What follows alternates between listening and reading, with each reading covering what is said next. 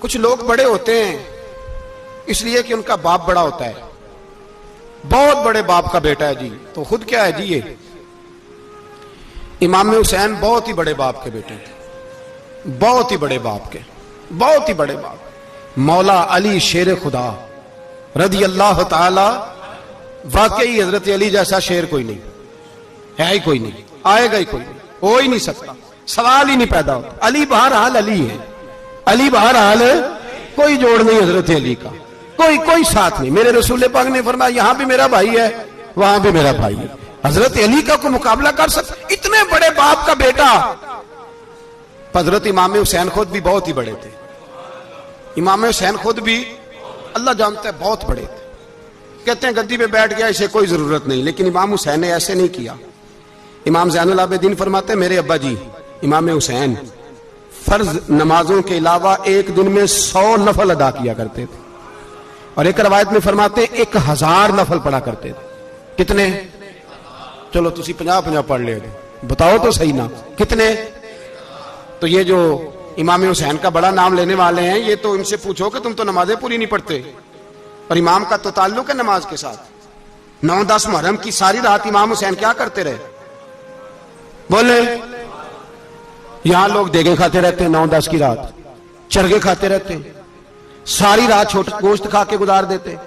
امام حسین رضی اللہ تعالیٰ عنہ، بھائی اللہ تو مانا ہوا تھا، حسین پہ سب سے زیادہ راضی تھا میرا رب، لیکن امام علی مقام نے 9-10 کی ساری رات کا اللہ مجھ سے راضی ہو جا، اللہ مجھ سے راضی ہو جا، اللہ مجھ پہ رضا نازل کر دے۔ ساری رات کربلا کی ریت پہ آنسو بہا بہا کے ساری رات سجدے میں گزار دی، تو تماشا کر کے سو جاتا ہے اور کہتا ہے میں بڑا حسینی ہوں۔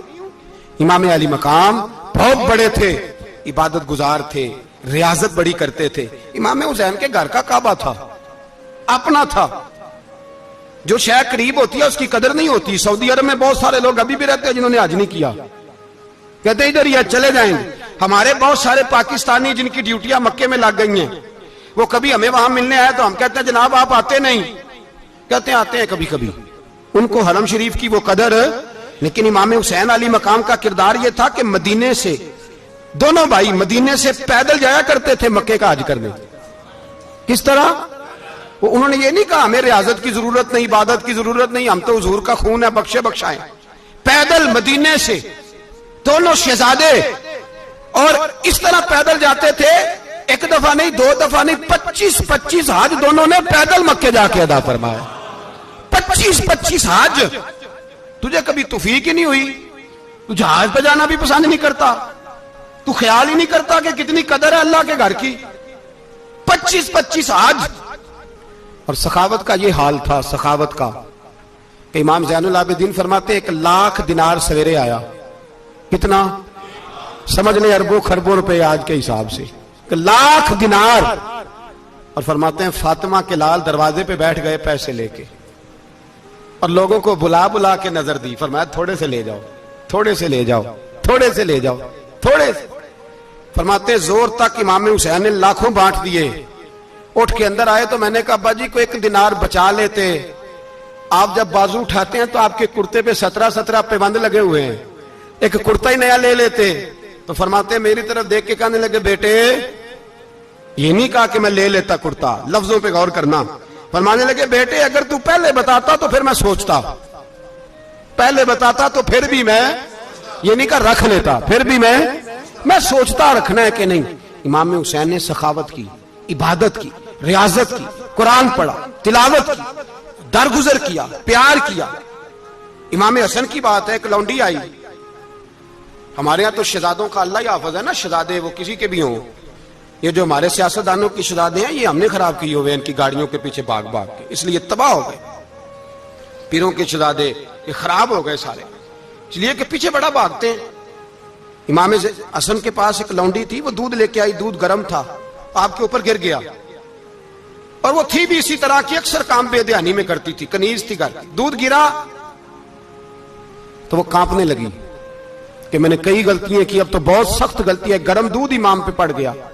تو امام صاحب نے تلاوت شروع کر دی، امام حسن نے والکاظمین الغیظ والعافین عن الناس واللہ یحب المحسنین۔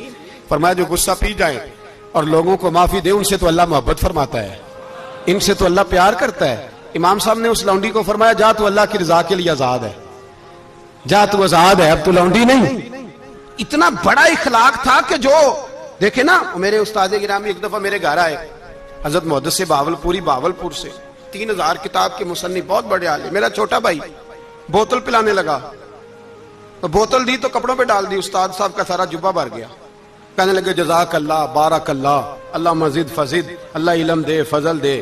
تو میں نے کان میں کہا، میں کہ استاد جی انیاں دعاواں دینیاں سنتے میں آپ روڑ چھڑ دا، اس نے کیوں یہ کیا ہے؟ مگر اتنی دعائیں دینی تھی تو میں ڈال دیتا آپ کے کپڑوں پہ پانی شربت، آپ نے اتنی دعائیں دے دی۔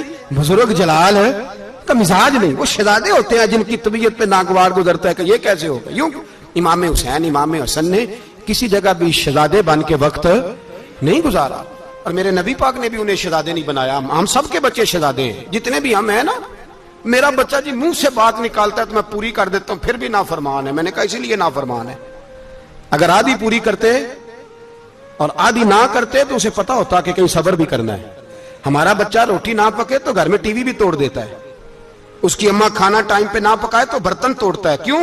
ہم نے اس کی عادتیں خراب کی ہیں۔ لیکن میرے رسول پاک صلی اللہ علیہ وسلم نے جھولی اٹھا کے دعا مانگی، اے اللہ، گویا حضور کہہ رہے تھے انہوں نے کر کو کربلا میں بھی جانا ہے، فرمایا یا اللہ انہیں 3 وقت روٹی نہ دینا، 1 وقت روٹی دینا۔ 3 وقت نہیں، 1 وقت کی روٹی دے، 1 وقت کا کھانا دے۔ اور نبی پاک نے ٹریننگ گھر کے اندر کرائی تھی، اندر حضرت فاطمہ نے ٹریننگ کرائی تھی۔ لوگ کہتے ہیں 3 دن امام حسین پیاسے رہے، بھوکے رہے، تو میں نے کہا ٹریننگ تھی ان کی اماں کی، توجہ ہے میری بات پر؟ ہمارا بچہ تو 1 گھنٹہ برگر نہ ملے تو برتن توڑے، ان کی اماں کی ٹریننگ تھی، صبر حوصلہ سکھایا تھا۔ امام حسن اور حسین بیمار ہو گئے تو حضرت فاطمہ نے منت مانگی، یا اللہ میرے بچوں کو شفا دے، میں 3 روزے رکھوں گی۔ کون سی منت مانی؟ بولیے۔ ہم صرف دیکھ کی منت ہی مانتے ہیں، میں دیکھ پکاواں گا۔ ایک آدمی مجھے کہنے لگا میں نے منت مانی تھی کہ میں بکرا دوں گا اللہ کے رستے میں، اگر میرا کام ہو جائے تو کام ہو گیا، بکرے کے پیسے کوئی نہیں۔ تو میں کہا تیرے پہلا نہیں تھی پتا، میرے کو کوئی نہیں۔ کہتا اب کیا کروں؟ میں کہ اب تو دینی پڑے گی، اور اس میں بھی تحقیق باقی ہے، لیکن بات یہ ہے بھائی کہ منت یہ کیوں نہیں مانی کہ یا اللہ میرا کام ہو جائے میں 100 نفل پڑھوں گا؟ جو بھی منت مانگتا ہے وہ دیکھ کی مان لیتا ہے، بکرے کی منت ہی مانتے ہو، یہ کیوں نہیں منت مانتے کہ یا اللہ میرا کام ہو جائے تو میں پورا قرآن شریف ختم کروں گا؟ یہ ذرا پڑھنا پڑتا ہے، اس لیے عبادت کرنی پڑتی ہے، اس لیے اس کی منت نہیں مانتے سرے سے۔